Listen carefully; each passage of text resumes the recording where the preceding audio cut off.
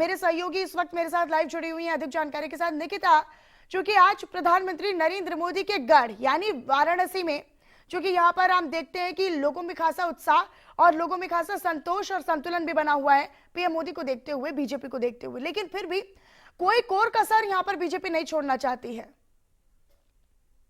देखिए, अगर मैं बनारस सीट की बात करूं तो बेहद वीवीआईपी सीट है और केंद्रीय गृह और सहकारिता मंत्री अमित शाह आज बनारस में जो है वो प्रयास करेंगे, प्रवास करेंगे।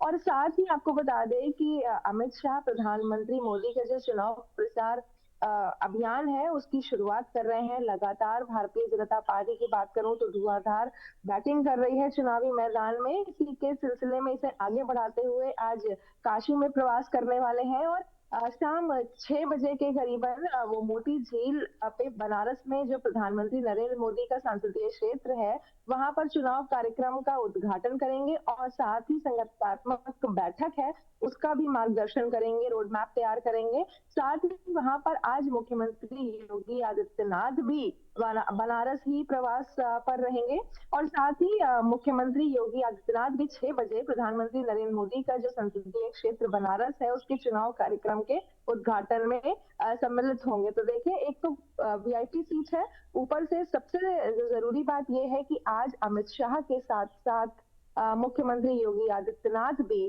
काशी में प्रवास करने वाले हैं। बिल्कुल निकिता, और देखिए वाराणसी या फिर बनारस की जब हम संसदीय सीट की बात करते हैं तो चुनौती इसलिए भी ज्यादा बड़ी हो जाती है, जिसको लेकर लगातार बीजेपी समझ भी रही है, क्योंकि जो कांग्रेस के प्रदेश अध्यक्ष हैं अजय राय, वो भी पिछली बार प्रधानमंत्री नरेंद्र मोदी के प्रतिद्वंदी के तौर पर यहाँ पर लड़े थे। हालांकि उन्हें करारी शिकस्त का सामना भी करना पड़ा था एक बार। तो लिहाजा इस लिहाज से भी यहाँ पर जब दिग्गज अपने दांव किस्मत पर लगाते हैं और उनकी जिस तरीके से साख दांव पर लगती है, तो इस लिहाज से भी वीआईपी सीट हो जाती है जिस पर सभी की नजरें भी बनी हुई हैं। जाहिर है, बनारस या काशी की अगर मैं बात करूं तो हमेशा से वीआईपी सीट रही है और क्योंकि प्रधानमंत्री खुद यहाँ पर स्वयं एज अ कैंडिडेट मैदान में फील्ड किया है उन्हें भारतीय जनता पार्टी ने, तो जाहिर है कंपटीशन कहीं ना कहीं टफ जरूर हो जाएगा ऑपोजिशन के लिए।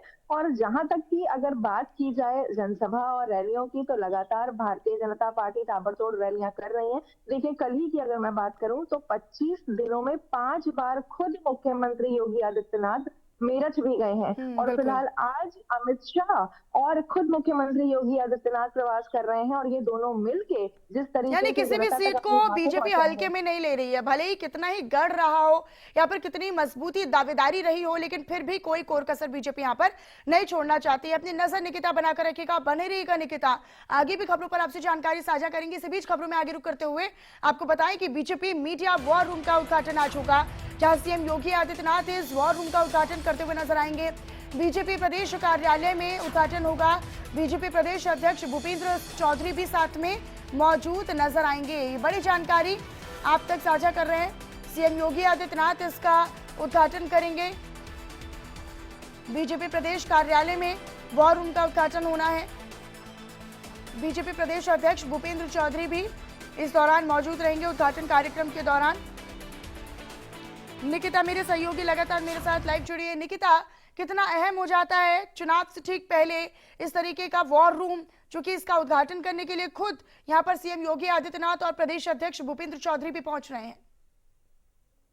बिल्कुल, सीएम योगी आज भारतीय जनता पार्टी मुख्यालय पहुंच रहे हैं और वहां पर बने जो मीडिया सेंटर है उसका उद्घाटन भी करेंगे। ये मीडिया सेंटर चुनाव के मद्देनजर बनाया गया है और यहाँ से भारतीय जनता पार्टी सरकार के जो मंत्री हैं और पार्टी पदाधिकारी हैं वो मीडिया से मिल सकेंगे और इसके बाद ही मुख्यमंत्री योगी आदित्यनाथ एक प्रेस वार्ता भी कर रहे हैं। तो सुबह 11 बजे खुद सीएम भारतीय जनता पार्टी दफ्तर में पहले मीडिया सेंटर पहुंचेंगे और फिर वहां पत्रकारों से बात भी करेंगे। माना जा रहा है कि सीएम योगी कांग्रेस की जो नीतियां हैं और उनके घोषणा पत्र पर हमला भी कर सकते हैं इस दौरान।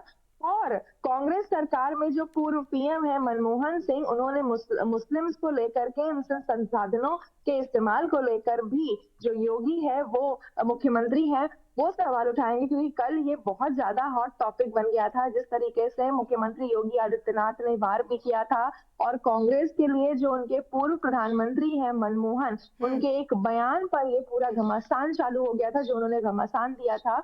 उन्होंने ये कहा था कि अभी तक जो कांग्रेस रूल करती आ रही है, उन्होंने मुस्लिम्स की पॉजिटिविटी में देखा है, जिस पर सीएम ने लगातार सवाल भी उठाए थे कि आखिर इतने सालों से जब कांग्रेस रूल ठीक करती है। आई है तो आखिर भाजपा और बिल्कुल। कोटा कर क्या रहे हैं? तो इस पर भी आज बात कर सकते हैं मुख्यमंत्री योगी ठीक है, आदित्यनाथ, यानी कि सवाल ये उठा देखना सकते हैं। काफी महत्वपूर्ण रहेगा कि किन किन मुद्दों को लेकर यहाँ से शुरुआत की जाती है। निकिता, बहुत शुक्रिया आपका इन तमाम खबरों पर जानकारी साझा करने के लिए। इसी बीच